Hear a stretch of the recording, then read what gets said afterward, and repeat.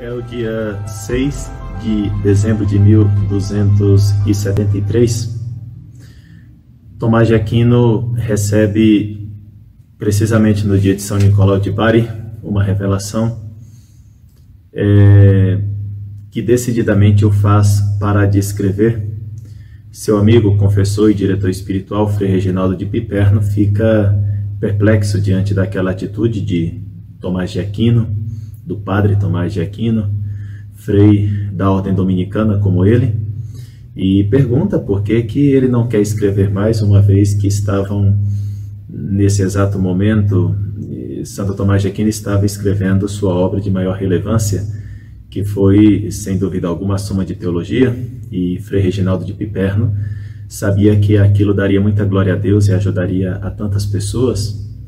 E então pede a Tomás de Aquino por que ele não quer mais escrever, e Tomás de Aquino fica calado, não quer se explicar, simplesmente explica que não pode mais escrever. Frei Reginaldo insiste, até que num determinado momento Frei Reginaldo fala: Frei Tomás, por amor de Deus, por que não quer mais escrever?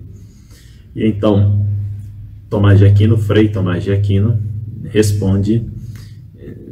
da seguinte maneira, mais ou menos, né? Frei Reginaldo, já que você me perguntou utilizando a expressão por amor de Deus, então por amor de Deus eu te digo que não posso mais escrever, porque naquele 6 de dezembro eu recebi uma revelação divina, eu vi coisas tão maravilhosas que tudo que eu escrevi até agora parece palha, digna de ser queimada no fogo. Bom, essa palha continua a alimentar a vida de tantos teólogos, de tantos fiéis, de tantos infiéis, de tantas pessoas, academias, faculdades, universidades, porque sem dúvida alguma, por mais que o próprio Tomás de Aquino, quase no final da vida, tenha visto a sua obra teológica como palha diante do pouco da realidade que ele conseguiu ver naquele dia 6 de dezembro, numa visão espiritual, sobrenatural, uma visão mística, sem dúvida alguma essa palha, que é a Suma de Teologia e toda a obra de Tomás de Aquino, serviu e continuará a servir para expressar na nossa linguagem humana, que é assim que funcionamos em teologia, por mais que sejam coisas sublimes, realidades maravilhosas, eternas, que nós tenhamos que explicar, e no entanto temos que explicá-las em uma linguagem humana, compreensível. E Tomás de Aquino é, sem dúvida alguma, desses teólogos que conseguiram expressar de maneira bastante clara, ordenada, precisa, grandes mistérios da nossa fé. Basta dizer que, por exemplo, no Concílio de Trento, quase que os dois únicos livros que o Concílio de Trento tinha diante de si era a Sagrada Escritura e a Suma de Teologia de Tomás de Aquino, para rebater os erros protestantes no século XVI. Basta dizer que, praticamente logo após a morte de Santo Tomás de Aquino, ele passa a ser recomendado pelos sumos pontífices, pelos papas, de maneira assim bastante frequente, a tal ponto que o Papa Leão XIII, em 1879, na encíclica Aeterni Patris, vai recomendá-lo solenemente aos estudantes de teologia, de filosofia, e, sem dúvida alguma, Tomás de Aquino não perde atualidade. A cristologia dentro da teologia é a minha paixão. De fato, os meus estudos teológicos, especialmente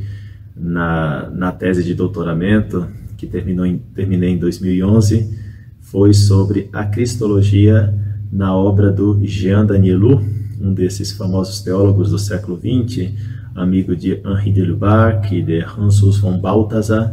e de tantos outros teólogos de primeira linha aí que acabaram colaborando muito com o Concílio Vaticano II, encontrei-me com a obra do padre Danielu, jesuíta, e fiquei encantado e resolvi extrair, ordenar, sistematizar a cristologia na obra do Jean Danielu. Sinceramente, o encontro com a cristologia do Jean Danielu favoreceu algo que já estava na alma há muito tempo, o desejo de conhecer mais e mais Jesus Cristo. O apóstolo Paulo chega a dizer que diante do conhecimento de Cristo tudo parece esterco, lixo. E realmente cativou-me sempre nas leituras e trabalhos teológicos a perspectiva Cristo. Sem dúvida alguma, o mistério da encarnação é a medida de toda a teologia, de todos os aspectos teológicos. Se a gente pega aí a confissão de fé, que afirma que Jesus Cristo é perfeito Deus e perfeito homem, nós podemos aplicar isso a tantas realidades, podemos aplicar isso à teologia moral, à teologia espiritual, à correta interpretação da Escritura na igreja. Podemos ver essa perspectiva da encarnação em todos os padres da igreja, na liturgia, enfim. O mistério da encarnação é a medida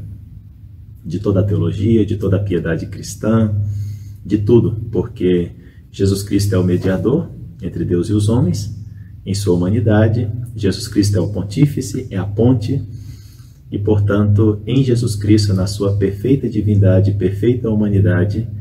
unidas em uma única pessoa, a segunda pessoa da Santíssima Trindade, nós temos aí todo o resumo da fé cristã, todo o resumo da fé católica. Por isso, tem que ser, para cada um de nós, uma paixão. Conhecer Jesus Cristo para amá-lo mais e proclamá-lo com um conhecimento cada vez mais preciso, ainda que seja palha, e também desde o nosso amor a Cristo, a Santíssima Trindade, porque fazer teologia sem piedade é como ter um esqueleto no qual não há carne. Por isso, Tomás de Aquino, sem dúvida alguma, é desses teólogos que, no mistério da encarnação e a partir do mistério da encarnação, encontra tudo, né?